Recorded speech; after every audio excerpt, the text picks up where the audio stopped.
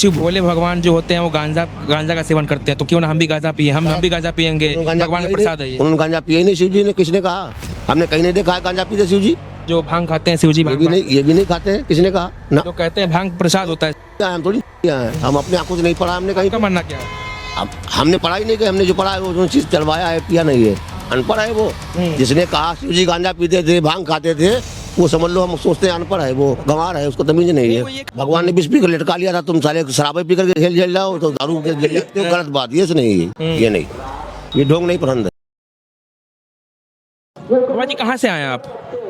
नीमसार। हाँ? नीमसार कहाँ पे होता है ये?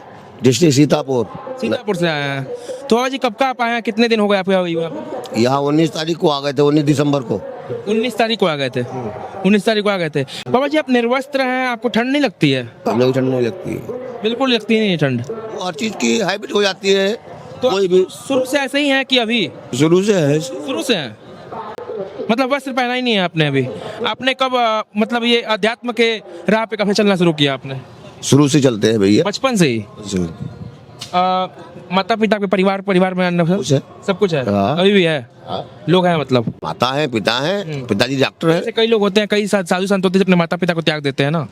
देखिए ऐसा होता है, जो माता पिता को बुढ़ापे पे त्याग देते हैं वो नरक का वासी होता है।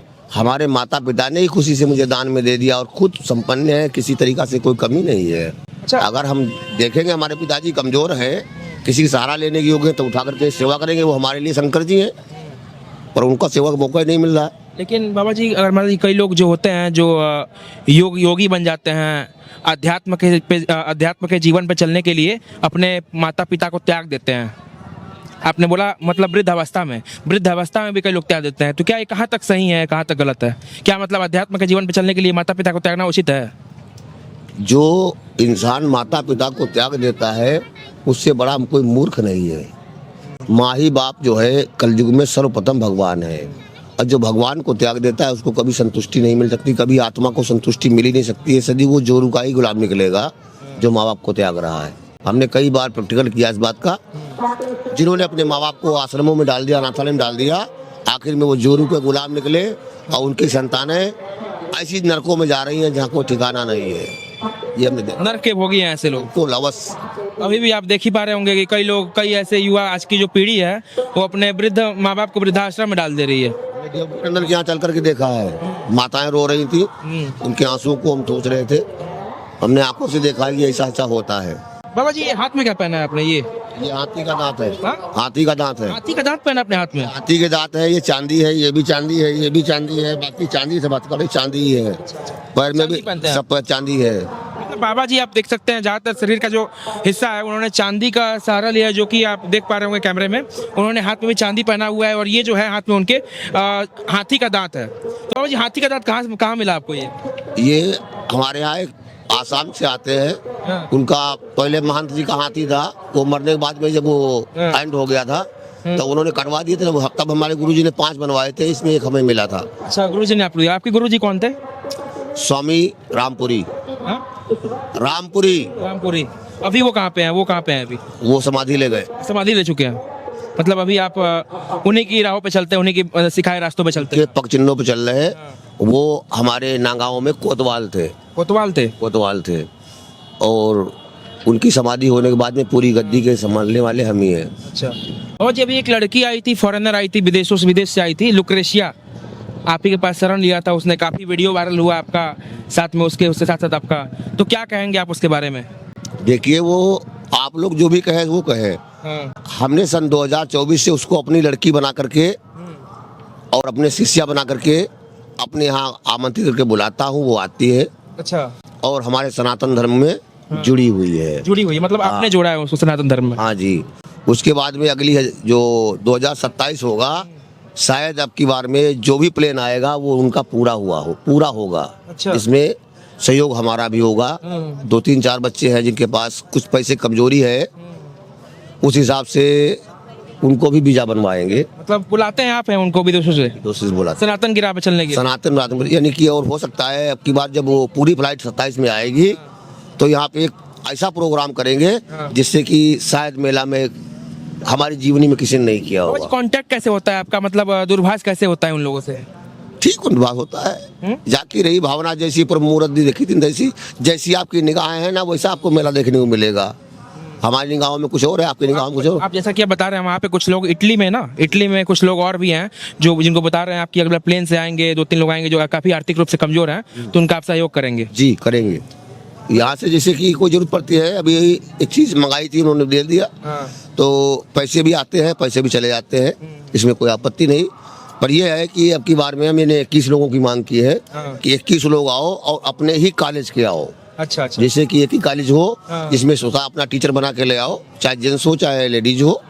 21 बाई में पूरी फ्लाइट में आ जाओ और यहाँ पे 10 दिन का 11 दिन का प्रोग्राम रखेंगे। अच्छा अच्छा, 10 दिन आप रहेंगे वो लोग। इस बार तुम्हें जो होटल बुक करना पड़ा कृष्णा जी का, अच्छा ये मैं बुक किए थे उन लोग के लिए। और भाई जो तो हम तो अपने पास नहीं रह पाए, बिल्कुल बिल्कुल, तो इतनी क्षमता थी उतने हमने खर्च कर लिया। बाहर आपने होटल लिया था जी, क्योंकि लुक्रेशिया अभी आप जो सोशल मीडिया पे देखे होंगे वायरल हुई थी।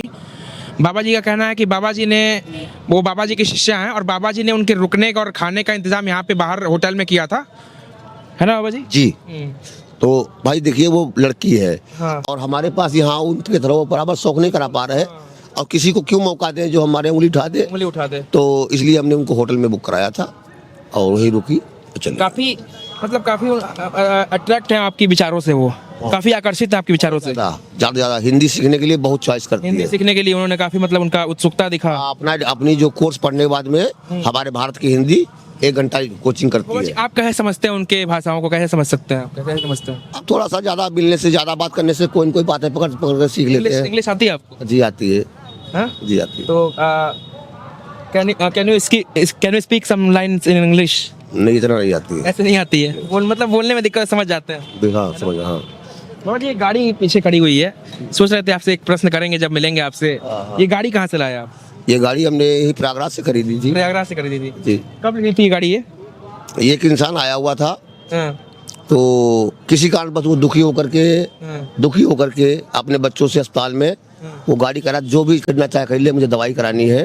तो गाड़ी तो हमने बहुत कम पैसे में खरीदी थी, बाकी उनकी इलाज पैसे ज्यादा दे दिए थे। सेकंड हैंड ली थी गाड़ी आपने? ये खरीदी नहीं थी। हाँ। मतलब किसी कारण बस उसके पास इलाज के पैसे नहीं थे, वो कबाड़ा बेच देता। तो कैसी क्या बात, तो गाड़ी अच्छी थी। हाँ। और उसने कहा हमारे बच्चा है, सब कुछ है, तो उसकी खिल्ली उड़ रही थी, तो हमने उसको पैसे दे दिए थे। बाद में जब वो गया तो गाड़ी ही दे गया, पैसा नहीं दे पा रहा। दे गया था। तो गाड़ी तब से आप ही चलाते हैं? ये गाड़ी पहले भी हमारे पास थी। हाँ। मतलब चलाते हैं गाड़ी आप? खूब ड्राइविंग आती है आप? सब कुछ आता है। मतलब एकदम आज की इस पीढ़ी के बाबा हैं आप, ड्राइविंग भी करते हैं आप। और ऐसा मतलब सुनने में आता है कि जो बाबा होते हैं वो हिमालय पे जाके तपस्या करते हैं, वहाँ पे बर्फ में, ठंडों में। तो वो हिमालय में नहीं जाते, हिमालय के आसपास जो धराशायी जगह है धर्मस्थल, उसमें जाकर के रुकते हैं। उसके अंदर ऊपर कौन घुसा जाता, चढ़ ही नहीं पा रहा। कोई जो झूठ बोल रहा है, मेरे साथ चले, गलत है ये। ऐसा गलत बात है, अफवाह है। बाबा जी, ये क्या है? ये क्या है? ये क्या है? हुक्का।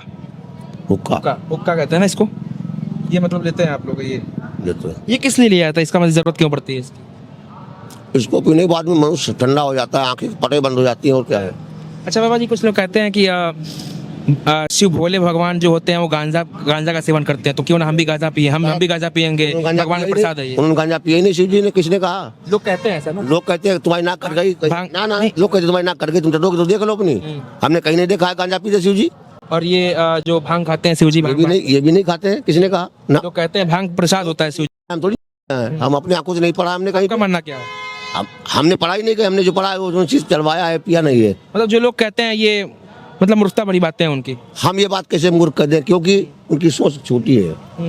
इसके मतलब हम जानते हैं वो अनपढ़ है, अनपढ़ है वो। जिसने कहा शिव जी गांजा पीते थे, भांग खाते थे, वो समझ लो हम सोचते हैं अनपढ़ है, वो गंवार है, उसको तमीज नहीं है। वो ये कहते हैं कि वो भगवान खाते हैं तो भाई हम भी खाएंगे, प्रसाद है, शिव जी का प्रसाद है। भगवान ने 20 पी कर लटका लिया था, तुम साले शराबे पी करके हिल जाओ तो दारू गलत बात, ये नहीं, ये नहीं, ये तो बेकार। बाबा जी, अभी ये ढोंग नहीं पसंद है। अभी आप जब यहाँ प्रयागराज कुंभ खत्म हो जाएगी, माघ मेला खत्म हो जाएगा, तो कहाँ जाएंगे आप? हम जाएंगे 84 कोस परिक्रमा करेंगे, मिश्री नीम सार। 84 कोस परिक्रमा करेंगे? जी। यहाँ से जाएंगे 84 कोस परिक्रमा करेंगे, फागुन में होती है। और फागुन के बाद में जाएंगे वैष्णो देवी, वहाँ से जाकर फिर पूर्णागिरी मैया पे आराम से रुकेंगे, नवदुर्गों में। वैशाख ये जो चैत्र में होता है, फिर आनंद से आएंगे। भोजन कैसे होता है यहाँ पे? क्या भोजन बनाते हैं? अपने आप खुद बनाते हैं आप? तो अपने आप बनाते हैं। क्या बनाते हैं? आलू है, टमाटर है, भिंडी है, मूली है, गाजर है, नॉर्मल खाना सादा सा। जो मिलता है ले आते हैं। आधा किलो ले आए, उसमें से एक पीस काट करके अपनी मिक्सी खाते हैं हम, बस। अच्छा बाबा जी, कुछ जो बाबा होते हैं वो बाबा मतलब अध्यात्म को भी फॉलो करते हैं और प्याज लहसुन का सेवन भी करते हैं, तो उन पे क्या कहेंगे आप? कुछ नहीं, प्याज लहसुन एक ऐसी चीज है जैसे कि प्रोटीन भी, ताकत भी देता है, पाचन क्रिया को वजन करता है। अब किसी को उसको दुर्गंध आती है तो नहीं खाता है, वो क्षमता के ऊपर है। सनातन धर्म में इसका मानना क्या है, प्याज लहसुन खाना चाहिए कि नहीं खाना चाहिए? सनातन धर्म में प्याज भी खाना चाहिए, लहसुन भी खाना चाहिए, सब कुछ खाना चाहिए। उम्र के हिसाब से खाना चाहिए, उम्र के हिसाब से नहीं खाना चाहिए। अब सन्यासी इसलिए नहीं खाना चाहिए कि तामसी भोजन है ये, इसलिए नहीं खाया जाता। और क्या, भंडारों में इस चीज से परहेज किया जाता है ना, प्याज लहसुन का। कुल मिला के उनका कहना है कि तामस को मिटाओ, और जिसके अंदर तामस है उसके पास कुछ है ही नहीं, तो तामस की वजह से तामस न बढ़े, इसलिए लहसुन प्याज नहीं खाया जाता है। और क्या है। बाबा जी, लुक्रेशिया जो आपकी शिष्या थी अभी कहाँ है वो?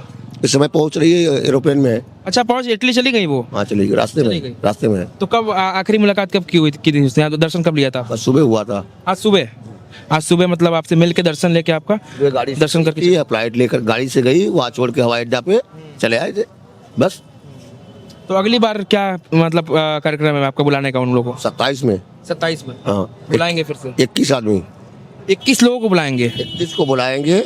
अब यहाँ पे बैठे हैं, कोशिश करेंगे यही जगह होना चाहिए। अच्छा, यही और यही पंडाल होना चाहिए। जो भी होगा हम शासन और प्रशासन सदा योगी राज के पास जाकर के गोरखपुर से या दिल्ली से, गोरखपुर से या लखनऊ से हम आमंत्रण करा के पास करा के लाएंगे और यही पे लगाएंगे। अब 21 से कम होगी तो हम अखाड़ा उखाड़ देंगे। अच्छा जी, और उसमें 21 से कम नहीं होंगी, वो भी 9 देशों की होंगी। 9 देशों को बुलाएंगे आप? जी।